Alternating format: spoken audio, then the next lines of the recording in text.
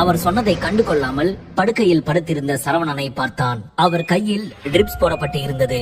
அவர் கைகள் முழுவதும் அடிபட்டிருக்கும் போல கைகளை சுற்றி பெரிதாக கட்டு போட்டிருந்தனர். அவர் முகம் களை இழந்து காணப்பட்டது. சுரபி அவருக்கு அருகே ஒரு நாற்காலியில் அமர்ந்திருந்தாள். ஐயோ மாமா, என்ன இது இப்படி அடிபட்டிருக்கு? என்னதான் ஆச்சு என்று விக்ரம் கேட்டான். ஒண்ணு இல்ல மாப்ள, சின்ன காயம்தான் என்று சரவணன் சொன்னார். பின்னர் சுரபியை பார்த்த Vikram, baby are you okay? உனக்கு அடிபட்டிருக்கா என்று கேட்டான். எனக்கு அடிபடல, அப்பாவுக்கும் வேலை பார்க்கறவங்களுக்கும் தான் சண்டை வந்துருச்சு என்றவள் அதற்கு மேல் எதுவும் பேசாமல் அமைதியாகிவிட்டாள். என்னடி ஏன் அமைதியாயிட்ட?